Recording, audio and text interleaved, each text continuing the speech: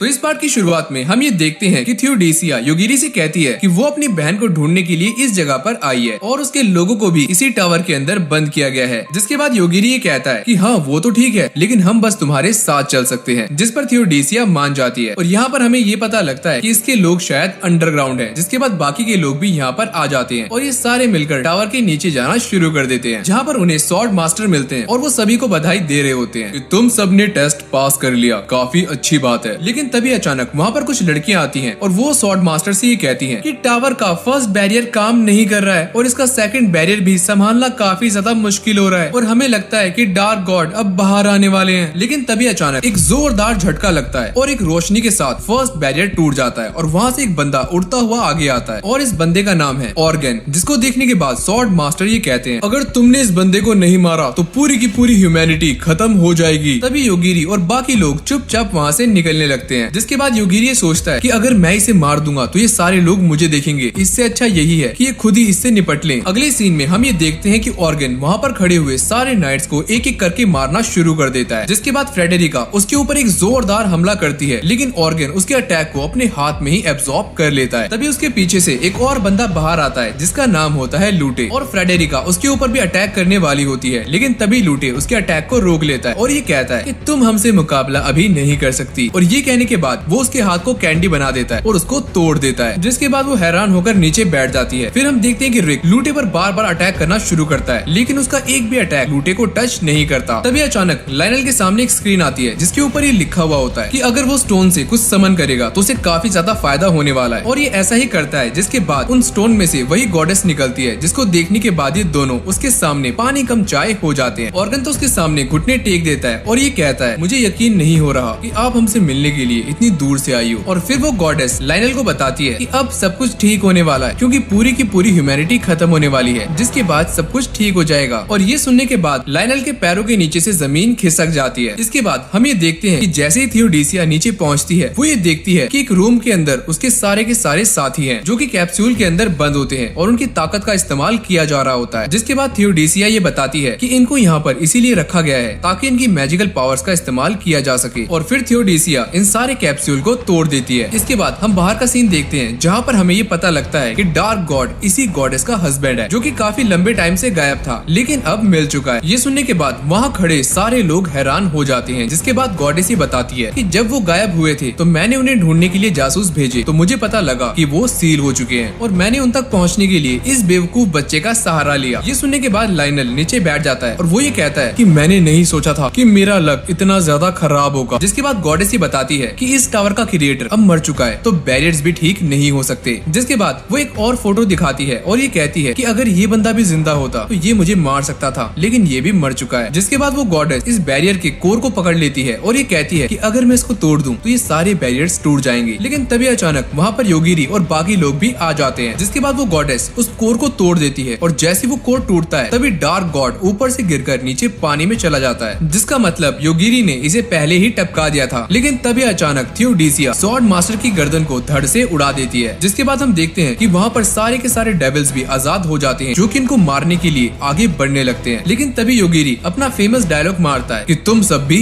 मर जाओ और वो सारे मच्छर की तरह नीचे गिरकर मर जाते हैं। फिर हम देखते हैं कि उस गॉडेस के अंदर से अलग अलग पावर्स निकल रही होती हैं। लेकिन तभी वहाँ पर आओई और हाना भी पहुँच जाते हैं। जिसके बाद वो रिक से पूछती है कि क्या तुम जानते हो कि योगिरी कौन है? जिस पर रिक कहता है कि तुम्हें दिख नहीं रहा कि सिचुएशन कितनी ज्यादा खराब है। तभी आओई कहती है मैंने तुम्हें स्कैन कर लिया है और तुम एक स्वॉर्ड मास्टर हो तो तुम अपनी स्वॉर्ड से इसको मार सकते हो। और ये सुनने के बाद रिक अपनी स्वॉर्ड से उस गॉडेस को एक ही वार में खत्म कर देता है। और जैसे ही ये लड़ाई खत्म होती है तभी आओई योगिरी को देख लेती है और उसका पावर लेवल चेक करने लगती है। लेकिन तभी अचानक वो नीचे गिर जाती है और ये कहती है ये कैसे हो सकता है कि दुनिया की सारी चीजें जहाँ पर खत्म होती है ये आदमी वहाँ पर है। अगली पल आओई योगिरी से माफी मांगने लगती है और चुपचाप वहाँ से खिसक जाती है। जिसके बाद योगिरी हाना से कहता है तुम्हारे पास एक रिंग थी ना जिससे तुम मेरा ऑर्डर मानते थे और मैंने तुमसे कहा था कि फॉरेस्ट में रहना, तो तुम यहाँ पर क्या कर रहे हो? जिस पर हाना कहता है कि उसका इफेक्ट बस थोड़े टाइम के लिए था और वो खत्म हो गया। जिसके बाद रिक थियोडीसिया से ये पूछता है कि तुमने स्वॉर्ड मास्टर को क्यों मारा? जिस पर वो कहती है कि मैंने बस अपने लोगों के लिए उसे मारा है। अगले सीन में हम ये देखते हैं कि योगिरी उनसे कैपिटल का रास्ता पूछकर वहाँ से निकल जाता है, लेकिन वो हाना को वहीं पर छोड़ देता है। तभी अचानक लूटे आकर हाना से ये पूछता है क्या तुम मुझे बता सकते हो कि यहाँ पर अभी अभी क्या हुआ है? इसके बाद हम शीला को देखते देखते हैं जो कि योगिरी के बारे में सोच रही होती है कि उसका क्या किया जाए। तभी अचानक वो योगिरी के वर्ल्ड से एक और बंदे को यहाँ पर समन कर लेती है और ये बंदा एक साइंटिस्ट होता है। और जब उसे ये पता लगता है कि योगिरी यहाँ पर है तो वो शीला से कहता है थैंक्स, तुम हमारे रक्षक हो। लेकिन तभी अचानक उसके फोन में एक वार्निंग बजने लगती है कि अल्फा ओमेगा का गेट नंबर 1 ओपन हो चुका है। और इसके बाद ही उस साइंटिस्ट की गर्दन धड़ से अलग हो जाती है, जिसको देखने के बाद शीला ये सोचती है कि योगिरी आखिर क्या है। इसके बाद अगली सीन में हम योगिरी की स्कूल बस को देखते हैं जिसके अंदर एक लड़की होती है जिसे अचानक से होश आता है। और ये लड़की एक एंड्रॉइड होती है जो कि मरकर दोबारा जिंदा हुई होती है और इसके अंदर से सारे के सारे ह्यूमन लिमिटेशंस हट चुके होते हैं। जिसके बाद उसे अपनी बॉडी को रिकवर करने के लिए कुछ सामान की जरूरत होती है और वो बस से बाहर आकर उस ड्रैगन का मीट खाना शुरू कर देती है। इसके बाद हम छोटे योगिरी को देखते हैं जिसके लिए असाका खाना बना रही होती है, लेकिन इसे ये खाना बिल्कुल भी पसंद नहीं आता। जिसके बाद असाका उससे ही कहती है कि मैंने तुम्हारे लिए इतनी मुश्किल से खाना बनाया है और तुम इस खाने के बारे में ऐसा बोल रहे हो, जल्दी से खा लो इसे। और योगिरी चुपचाप उस सारे खाने को खत्म कर देता है। और इसके बाद असाका ये देखती है कि अब उसे योगिरी को पढ़ाना है और फिर वो उसे पढ़ाने के लिए बैठ जाती है। लेकिन तभी अचानक साइड वाले कमरे से एक आवाज आती है और जैसी असाका वहाँ जाकर देखती है तो वो एक रोबोट होती है जो कि उनके लिए सामान लेकर यहाँ पर आई है। और ये करते करते असाका को पूरा 1 महीना बीत जाता है। जिसके बाद वो साइंटिस्ट असाका से कहता है मैंने ये कभी नहीं सोचा था कि तुम 1 महीने तक वहाँ पर जिंदा बच जाओगी। जिसके बाद ये बंदा अपनी पॉकेट में से पैसों की गड्डी निकालकर उसको देता है और ये कहता है कि ये लो तुम्हारी 1 महीने की सैलरी, एंजॉय करो। जिसे देखकर असाका चौंक जाती है, लेकिन वो कहती है क्या फायदा इतने पैसों का कि जब मैं इन्हें इस्तेमाल ही नहीं कर सकती। और वो कहता है कि तुम चाहो तो बाहर भी जा सकती हो। तभी असाका गुस्सा होकर उससे कहती है कि तुमने ये बात मुझे पहले क्यों नहीं बताई। और इसके बाद असाका वहाँ से एक वेकेशन पर चली जाती है और वो मस्त मस्त खाना खाती है, महंगे महंगे कपड़े लेती है और एक बड़े से होटल में जाकर आराम करती है। लेकिन जैसे ही उसकी आंख खुलती है वो ये देखती है कि वो एक अंधेरे से कमरे में बंद है। तभी अचानक उस कमरे से आवाज आती है कि हमने तुम्हें पकड़ लिया है, लेकिन हम तुम्हें नुकसान पहुंचाना नहीं चाहते, हमें बस तुमसे बात करनी है। फिर हम दोबारा से योगिरी को देखते हैं जो कि उस रोबोट से असाका के बारे में पूछता है और वो रोबोट बताती है कि असाका अभी वेकेशन पर गई हुई है। जिसको सुनने के बाद योगिरी थोड़ा बहुत सैड हो जाता है। वो असाका को ढूंढने का प्लान करता है और वो दोबारा से उस रोबोट के पास जाकर उससे पूछता है कि मुझे ये बताओ कि असाका कहाँ पर है। जिस पर वो रोबोट ये कहती है कि मैंने तुमसे कहा था कि असाका वेकेशन पर गई है। जिसके बाद वो रोबोट योगिरी को लेकर उसी डोर के पास जाती है जहाँ से असाका बाहर गई है, लेकिन ये डोर अंदर से नहीं बाहर से खुलता है। और ये जानने के बाद योगिरी कंट्रोल रूम में कहता है कि जल्दी से इस डोर को खोल दो। और जो भी उसे रोकने की कोशिश करता है योगिरी उसको मार देता है। फिर हम देखते हैं कि एक लड़की योगिरी के लिए सारे के सारे डोर्स खोल रही होती है, लेकिन तभी वो साइंटिस्ट एक बंदे से कहता है कि इसको मार दो। और जैसे वो बंदा उसके ऊपर बंदूक चलाने वाला होता है तभी वो नीचे गिरकर मर जाता है और इस बंदे को योगिरी ने मारा होता है। और यहाँ पर वो साइंटिस्ट बताता है कि असाका अब वापस नहीं आने वाली, उसे एजेंसी ने किडनैप कर लिया है। जिस पर योगिरी कहता है कि मैं उसे बचाने जाऊंगा, लेकिन यहाँ पर जो कुछ भी हुआ तुम उसके बारे में असाका को नहीं बताओगे। फिर हम देखते हैं कि योगिरी एजेंसी के अंदर पहुंचकर वहाँ पे सभी लोगों को मारना शुरू कर देता है और एक ही सवाल पूछता है कि असाका अभी कहाँ पर है। और वहाँ पर खड़े सभी लोग ये सोचते हैं कि इस बच्चे को मारना कितना ही मुश्किल होगा, अगर हम इसकी नजर से बचकर चले तो इसको आराम से टपका सकते हैं। जिसके बाद वो लोग योगिरी पर छुपकर अटैक करने के बारे में सोचते हैं, लेकिन योगिरी उन सबको भी टपका देता है। लेकिन तभी अचानक एक लड़की असाका के कमरे में जाती है और उसके ऊपर बंदूक रखकर उसे बाहर लेकर आती है और ये कहती है अगर तुम एक भी और कदम आगे बढ़े तो मैं सारी की सारी गोलियां इसके भेजे में उतार दूंगी। लेकिन तभी अचानक योगिरी उसको भी टपका देता है और वो भागकर असाका को गले लगा लेता है और ये कहता है चलो घर चलते हैं। और असाका भी उसको देखकर खुश होने लगती है। जिसके बाद वो दोनों घर जाने के लिए निकलते हैं। लेकिन तभी असाका ये देखती है कि उसके सामने काफी सारे लोगों की लाशें पड़ी हैं और वो ये समझ जाती है कि ये सारा कुछ योगिरी ने ही किया है। लेकिन उसके बाद भी वो उसका हाथ नहीं छोड़ती। जिसके बाद ये दोनों दोबारा से अपने घर आ जाते हैं और योगिरी भी उसे गेम खेलने के लिए बुलाता है। और इसके बाद हमारा सीन पलटता है और हम योगिरी को देखते हैं जो कि कार में बैठा हुआ सो रहा होता है और डोरो उसको देख रही होती है। तभी वो मोटी पीछे से आकर कहती है कि अब तो तुम्हें अपनी सारी जिंदगी इसी लड़के के साथ गुजारनी है। जिस पर डोरो शर्माने लगती है। और इसके बाद योगिरी भी जाग जाता है और वो सारे रॉयल कैपिटल के सामने पहुंच जाते हैं। लेकिन तभी अचानक कुछ लोग आकर उनको घेर लेते हैं और उनको बाहर आने के लिए कहते हैं। तभी एक बंदा उनसे कहता है कि मैं यहाँ का सिक्योरिटी इंचार्ज हूँ। जिसके बाद योगिरी उससे कहता है कि हम तो मैजिशियन कैंडिडेट्स हैं, हमें बस अंदर जाना है। जिस पर वो बंदा ये कहता है कि मैं ऐसे कैसे मानूं कि तुम मैजिशियन कैंडिडेट्स हो, ऐसे तो हमें कोई भी बुद्धू बना देगा। जिसके बाद योगिरी अपनी पॉकेट में से एक लॉकेट निकालता है और उन सभी को दिखाता है, जिसको देखने के बाद वो सारे के सारे लोग अपने घुटनों पर आ जाते हैं। और ये लॉकेट उसे रिक ने दिया होता है। जिसके बाद वो सारे बंदे उन्हें अंदर जाने की परमिशन दे देते हैं। लेकिन तभी वहाँ पर एक और बंदा आता है जिसका नाम होता है डेविड। वो योगिरी से कहता है कि अंदर जाने से पहले तुम मुझे तलवारबाजी में हरा कर दिखाओ। जिसके बाद वो मोटी डोरो से कहती है कि तुम इससे फाइट करो, तुम तो इससे आराम से जीत जाओगी। जिसके बाद उन दोनों की फाइट स्टार्ट हो जाती है। तभी डोरो उसके सामने चाकू को हिलाने लगती है ताकि उसका ध्यान ध्यान भटका सके। और जैसे उसका ध्यान भटकता है वो चाकू को उसकी तरफ फेंक देती है और भागकर उसके पीछे पहुंच जाती है, और जिसके बाद वो उसके अखरोट तोड़ देती है और डेविड दर्द के मारे तड़पने लगता है। अगले सीन में हम ये देखते हैं कि डेविड उन्हें अंदर लेकर जाता है जहाँ पर काफी सारे सैनिक होते हैं, और वो ये बताता है कि ये सारे के सारे लोग यहाँ पर अंडरवर्ल्ड को चैलेंज करने के लिए आए हुए हैं। जिसके बाद डेविड वहाँ से चला जाता है। तभी योगिरी डोरो से कहता है कि आगे हमें क्या करना है उसके बारे में हमें सोचना पड़ेगा, क्योंकि हम अपने क्लासमेट से मिलने वाले हैं, तो क्या तुम उन्हें माफ कर पाओगी। जिसके बाद वो दोनों एक रूम के अंदर पहुंचते हैं जहाँ पर बाकी बच्चे भी बैठे होते हैं, लेकिन तभी अचानक उनके सामने एक बंदा आता है और वो ये कहता है तुम सब यहाँ पर मिशन के लिए आए हो ना, तो चलो मैं तुम्हें मिशन देता हूँ। तभी अचानक एक बच्चा खड़ा होता है और वो ये कहता है ओए हीरो, हम तुम्हारे बाप के नौकर थोड़ी हैं जो तुम्हारी बात मानेंगे। और ये सुनने के बाद वो बंदा हंसने लगता है, लेकिन तभी वो उसके पास आकर अपनी तलवार से उसकी उंगलियां काट देता है। इसके बाद हम शीला को देखते हैं जो कि आओई से मिलने के लिए आती है, और आओई तो डिप्रेशन के अंदर बैठी हुई होती है। जिसके बाद उसका नाइफ शीला से ये कहता है कि जब से ये उस लड़के से मिली है तब से इसका यही हाल है। जिस पर शीला उससे पूछती है क्या तुम्हें उसके बारे में कुछ पता चला। जिस पर वो नाइफ ये कहता है कि मुझे हाना नाम के बंदे से एक बात पता चली है। और इसके बाद हमारा सीन पलटता है और हम हाना को देखते हैं जो कि लूटे से ये कह रहा होता है योगिरी कोई आम बंदा नहीं है, वो किसी को भी कभी भी पलक झपकाते